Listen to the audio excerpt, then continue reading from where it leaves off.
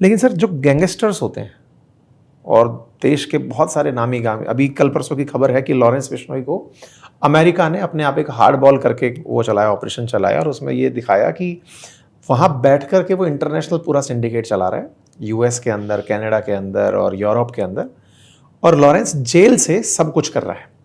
इधर जेल के जो लॉरेंस के वकील हैं उनका कहना है कि साहब हमने तो उनको बिल्कुल कैमरे के सामने रखा हुआ है, 82 मुकदमे थे, 40 उनके ऊपर से हट चुके हैं, तो ये आप कैसे कह सकते हो कि जेल से चल रहा है। एक आप जैसा अनुभवी आदमी जो खुलेआम ये बात कह पाता है कि जेल से सब कुछ होता है, ये क्या है? मतलब जैसे लॉरेंस जैसा आदमी इतना ज्यादा चर्चा में आ चुका, क्या आपको लगता है कि वाकई में वहां से मैनेज होता होगा? मैनेज होना बहुत आसान बात है।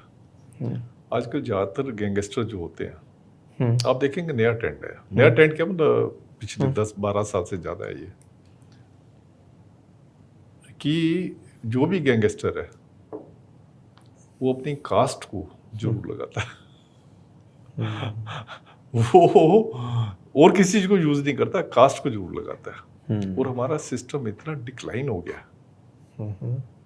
अगर किसी भी कास्ट का बहुत बड़ा गैंगस्टर बन के निकलता है तो वो कास्ट वाले दे टेक प्राइड कि हमारा बंदा 10 मर्डर करके आया।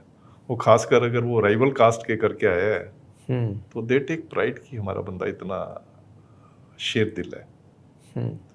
तो जहाँ ऐसी किसी टाइम पे होता था कि किसी गांव में अगर कोई क्राइम करता था, ज़्यादातर गांव में जात के हिसाब से ही होते थे, कोई जाटों का गांव है, कोई गुजरों का गांव है, कोई मीनाओं का गांव है, अलग अलग गांव होते थे। तो कोई अगर क्राइम करता था तो जो वहाँ की पंचायत होती थी वो मुक्का पानी बंद कर देती थी उनका, उनकी फैमिली का। कोई शादी नहीं करता था कोई, वो कई बार तो उनको गांव निकाला दे देते थे। पर अब देखो इतना कंप्रोमाइज हो गया सिस्टम, अब गांव वाले बड़ा वो लेते हैं, एक प्राइड लेते हैं उस गांव की पंचायत वाले कि हमारे बंदे ने इतना बड़ा क्राइम किया, और खासकर अगर दूसरी जात के लोगों को मारा है, जैसे फूलन देवी का आप देखें, है ना, जैसे उनमें जात में राइवलरी चलती है, तो दे वर टेकिंग प्राइड कि मैंने उनको मारा है। तो इसमें क्या होता है, जब वो बंदा जेल में आता है तो एक इकोसिस्टम है जेल का जो कि उनकी हेल्प करता है। मैंने आपको गांव पंचायत की बात इसलिए कही है कि वो जब उसको इतनी इज्जत की नज़र से देख रहे हैं तो उस जात के लोग जेल में भी हैं, वो भी उसको अपना प्राइड समझते हैं। जब वो उसको प्राइड समझेंगे, सभी का मैं नहीं कह रहा, मतलब हर एक जगह ये जो होते हैं डिफेक्टिव पीस तो हर एक जगह होते हैं, तो वो जो है जो भी चीज चाहिए होगी उसको, जो भी चीज चाहिए, मतलब ये वन ऑफ द एंगल है कि कास्ट प्राइड की वजह से अपराध संरक्षित होता है। ये बहुत बड़ा एंगल है। अच्छा, कास्ट प्राइड की वजह से आपके पास प्रोपर्टी आर्टिकल भी आ जाती हैं। कास्ट प्राइड की वजह से आप आंख भी दिखाते हो, आपने किसी को धमकी देनी है तो आप उस बंदे को कहोगे जो आपकी कास्ट का है, बाहर जाके मैसेज दे दियो, वो ये ज्यादा खतरनाक है।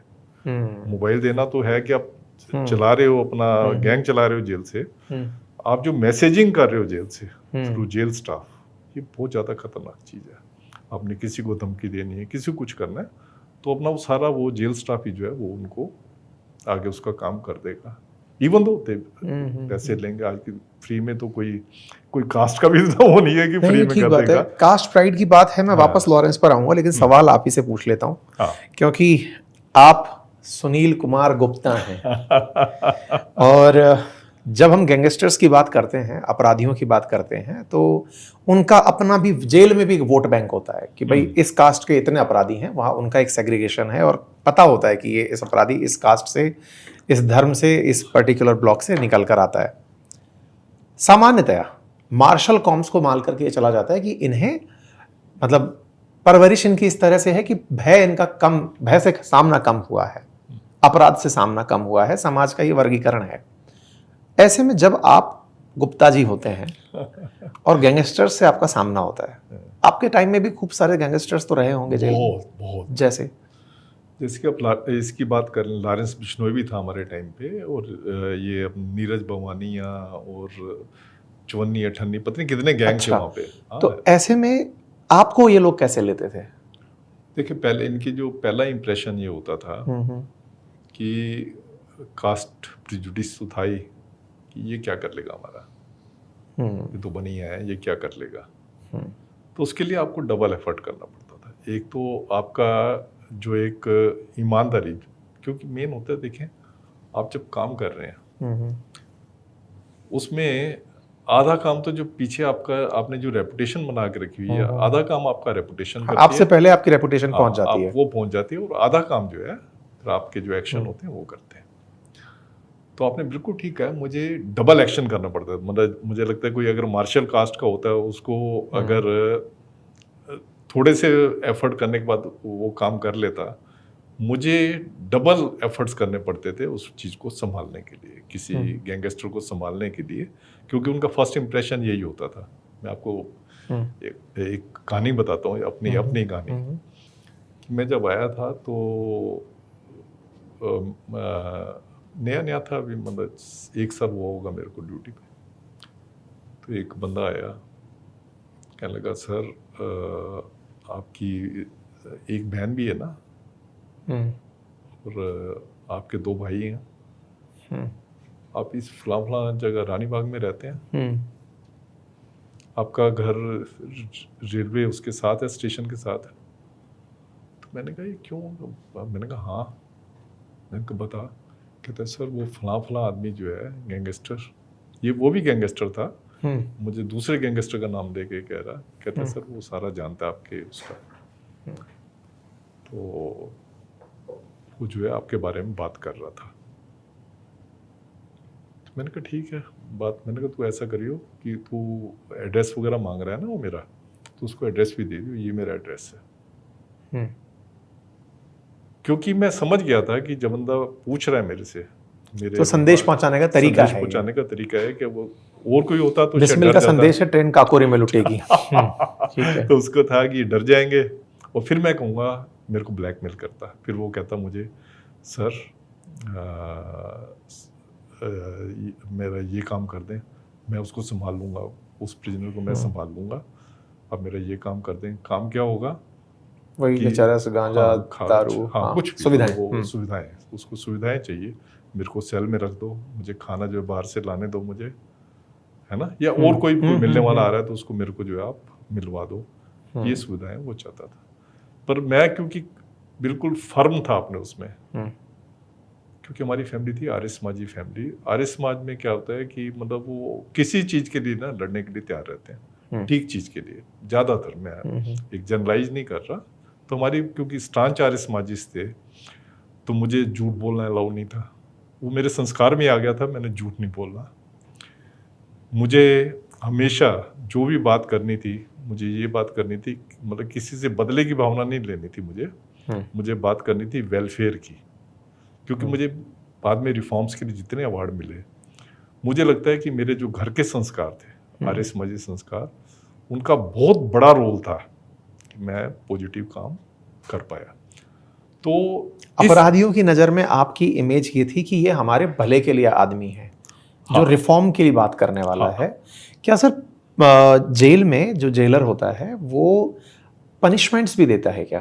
हाँ, जेल में पनिशमेंट की पावर जो है सुप्रिटेंडेंट जेल को होती है, जेलर जिसको आप कह रहे हैं।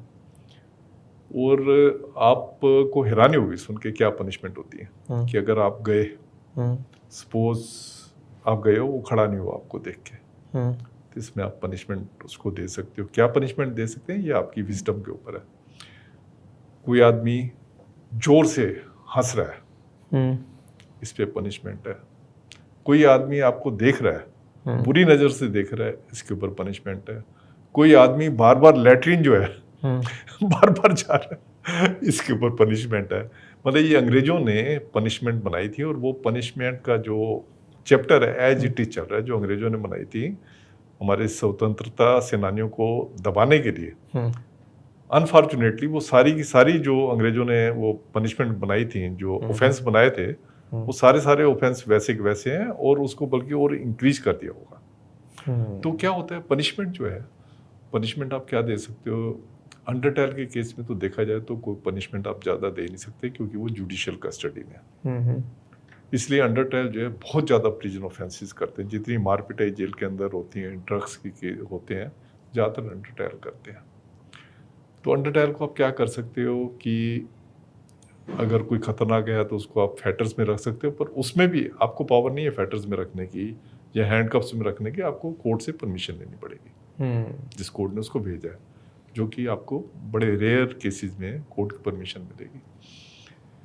दूसरा उसमें आप कर सकते हो कि आप उनकी फैसिलिटीज़ जो है, जैसे टीवी वगैरह बड़े लिबरली हम देते हैं, टीवी फैसिलिटी, आपने कैंटीन फैसिलिटी वो फॉरफिट कर ली, उससे किसी को फर्क नहीं पड़ता।